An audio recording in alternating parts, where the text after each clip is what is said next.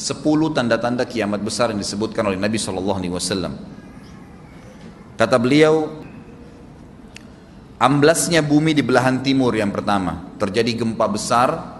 Sebagian ulama hadis mengatakan bagian Asia, di mana Allahu alam. Tapi ini tanda-tanda kiamat besar akan terjadi nanti. Kemudian terjadi lagi longsor bumi di belahan barat.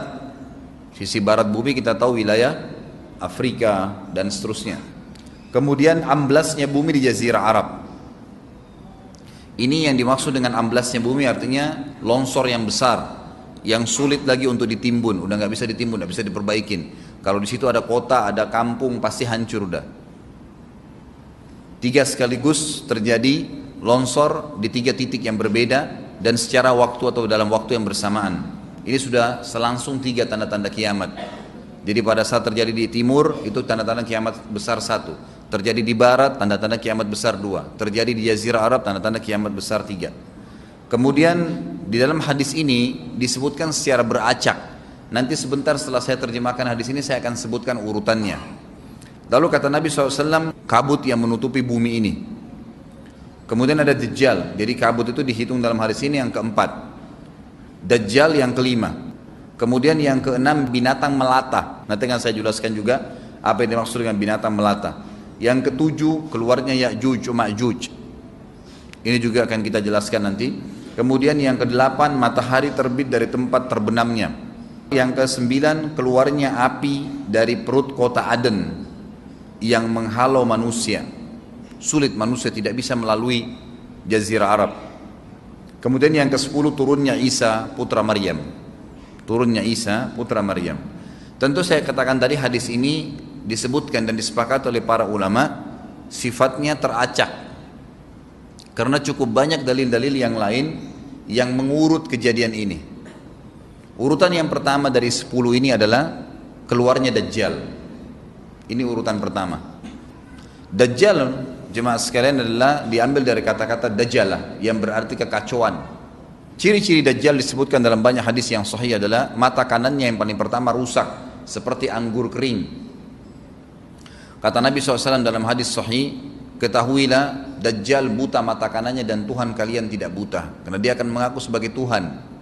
Kemudian dia orangnya memiliki kulit yang kehitam-hitaman serta memiliki dahi yang lebar. Setiap orang beriman bisa membaca di dahinya tertulis 3 huruf kafara.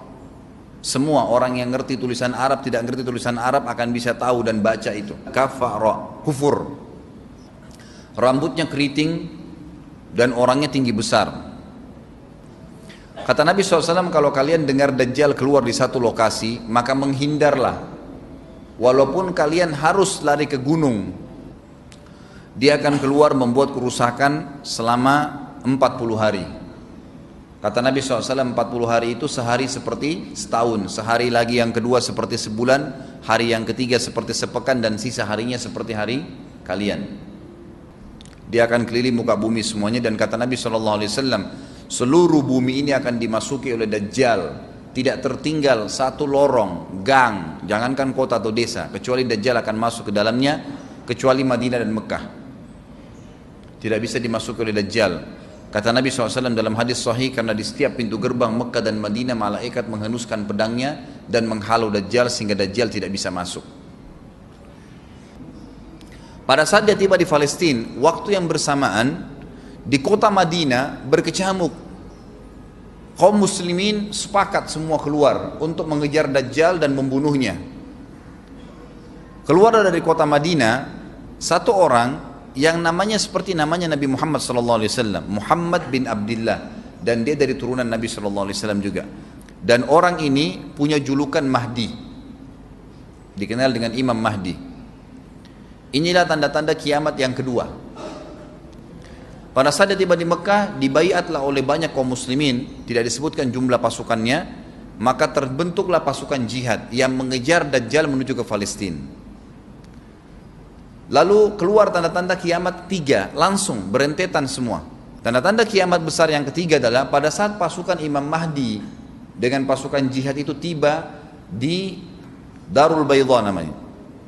Hadis menyebutkan di menara itulah, di masjid itulah Imam Mahdi mampir sholat asar bersama pasukannya. Dikatakan Isa alaihissalam akan turun sambil memegang kedua sayapnya malaikat, dan dari rambutnya yang basah meneteskan air. Maka dia pun turun, lalu kemudian dia masuk, dan orang-orang pada saat itu mengenalnya kalau dia adalah Isa, dan mereka sudah tahu ini masanya keluarnya Dajjal, ini Mahdi sudah ada, mereka tahu akan turun Isa, sudah ada informasi seperti saya sampaikan ke Bapak Ibu sekarang, itu muslimin di zaman itu sudah tahu semua. Sholatlah mereka, kemudian mereka menuju ke Palestina. Ringkas cerita adalah Nabi Isa alaihissalam akhirnya tiba dengan pasukan mujahidin di depan pintu gerbang Babulut. Dajjal mengatakan, bukakan pintu gerbang, mereka tidak akan mampu melawan kita karena pasukannya mereka banyak memang. Maka Dajjal dengan sombongnya menunggu di depan pintu gerbang. Pada saat dibuka, Dajjal kaget melihat ada Isa alaihissalam. Dan pada saat itu kata Nabi SAW, Dajjal faham kalau sudah tiba ajalnya.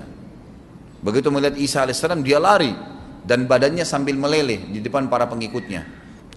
Pada saat Dajjal mati, pengikutnya pada ketakutan semua. Mereka anggap Dajjal Tuhan, mereka anggap Dajjal orang yang perkasa lah, orang yang kebal lah, beragam macam kelebihan. Mereka kaget pada saat mati, maka bertebaranlah mereka dan akhirnya mereka sembunyi di bawah pohon dan di atas batu. Kemudian batu dan pohon akan memberikan penjelasan, hai muslim ini Yahudi, bunuhlah. Maka dibunuhlah pada saat itu mereka. Lalu Nabi Isa alaihissalam memimpin di muka bumi, dan kata Nabi SAW, pada saat itu Islam, agama Islam yang dibawa oleh Nabi SAW akan masuk ke semua rumah di muka bumi, gak tersisa. Satu dunia ini semuanya Islam. Hadis sahih. Maka Nabi Isa alaihissalam memimpin pada saat itu, disebutkan dalam hadis 40 tahun dengan ketenangan, menerapkan hukum Islam. Semuanya beriman kepada Allah subhanahu wa ta'ala dan menjadi muslim. Setelah itu keluar tanda-tanda hari kiamat besar yang keempat, yaitu keluarnya Ya'juj dan Ma'juj. Nabi SAW sebutkan ciri-ciri mereka. Mata mereka sobekannya kecil sehingga mata mereka kelihatan seperti sipit, tapi bola matanya besar. Mereka memiliki rambut yang keriting dan mereka memiliki poster yang umumnya seperti poster manusia. Ada hadis yang berbunyi mereka akan mendatangi sebuah sungai, kalau tidak salah namanya sungai Tibria, airnya banyak mengalir. Kata Nabi SAW, mereka semua minum air sungai itu, dan yang terakhir dari mereka datang sudah nggak dapat air. Artinya air sungainya habis diminum. Bayangin berapa banyak jumlahnya itu. Pada saat itu Nabi SAW mengatakan, Allah berfirman kepada Isa, berkata, wahai Isa, aku akan mengeluarkan hamba-hambaku yang tidak ada seorang pun dari kalian bisa mengalahkannya, termasuk Isa alaihissalam, nggak bisa mengalahkan. Maka selamatkanlah dirimu bersama dengan pengikut-pengikutmu ke gunung Tur namanya. Jadi memang Ya'juj ini ciri khasnya, kata Nabi SAW, mereka memakan apa saja. Jadi bukan seperti manusia normalnya. Mereka membunuh semua yang bukan seperti mereka. Sampai-sampai kata Nabi SAW tidak ada yang bisa mengalahkan mereka, dan jumlah mereka sangat banyak. Salah seorang di antara mereka tahu dia akan mati kalau sudah punya 1000 anak. Kata Nabi SAW dalam hadis Bukhari, kecelakaanlah bagi orang-orang yang ada di Jazirah Arab. Kemungkinan besar makna ini adalah tempat mereka dekat dengan Jazirah Arab. Kata Nabi SAW, kecelakaan bagi orang-orang yang Jazirah Arab karena telah terbuka dari lubangnya Ya'juj Ma'juj sebesar ini. Udah kasih isyarat dengan jari ibu jari sama jari tengahnya. Artinya mereka sudah bisa melihat keluar. Pada saat mereka keluar, maka mereka akan mulai membuat kerusakan. Kata Nabi SAW di dalam hadis sahih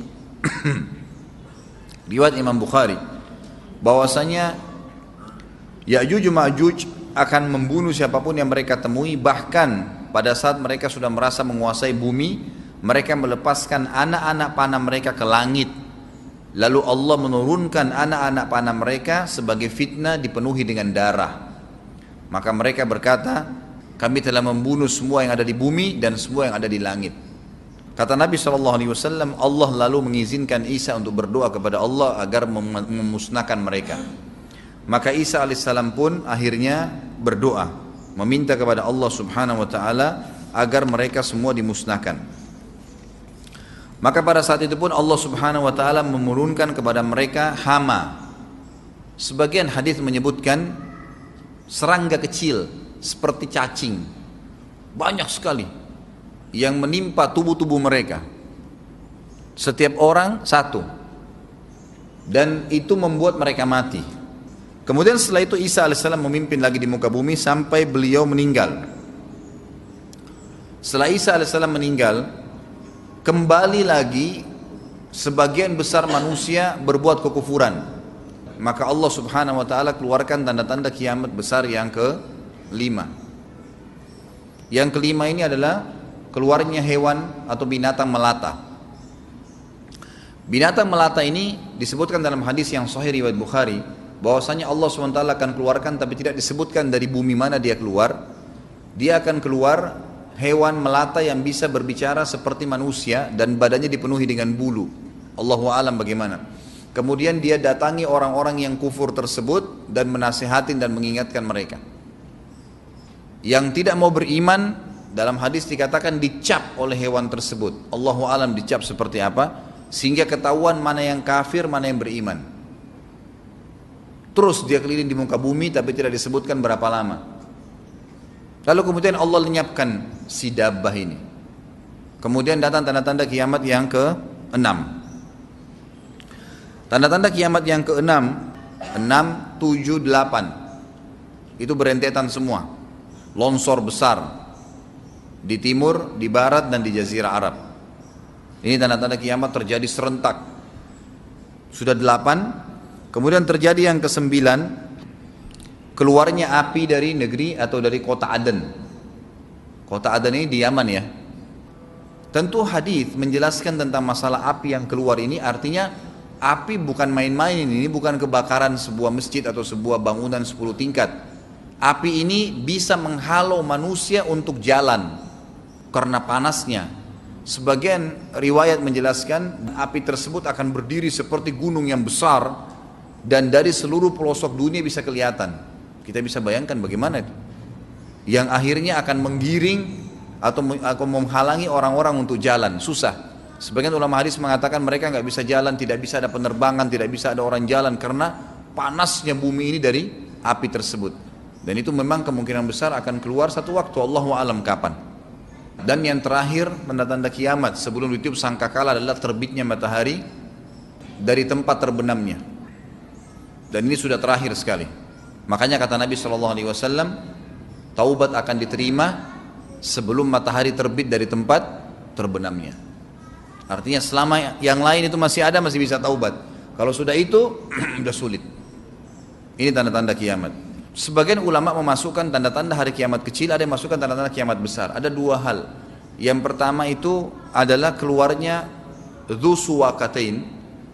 Ada orang dari negeri Habasyah dikenal dengan Dzu Suwaka. Dzu Suwaka ini sak artinya betis. Diberikan julukan Dzu Suwaka karena betisnya sangat kecil. Orang ini Bapak Ibu sekalian kata Nabi SAW akan menghancurkan Ka'bah. Dan kata para ulama pada saat itu memang manusia sudah sunyi, nggak ada lagi yang datangin Ka'bah. Orang-orang sudah lalai gitu kan.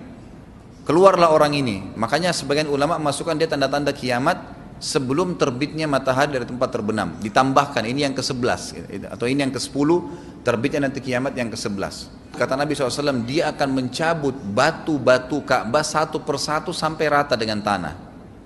Dan saya sedang dilihatkan oleh Allah sekarang bagaimana pada saat dia mencabut batu itu. Hadis sahih riwayat Bukhari Muslim. Yang terakhir, yang kedua, yang berhubungan juga dengan tanda-tanda kiamat, ada yang memasukkan kiamat kecil, tapi ini lebih dekat dengan kiamat besar. Orang yang terakhir meninggal itu adalah orang dari asli suku Madinah yang sedang mengembala kambing. Kata Nabi SAW, orang yang terakhir meninggal dari kalian kalangan manusia, semua orang sudah mati tinggal dia sendiri, tapi dia nggak tahu.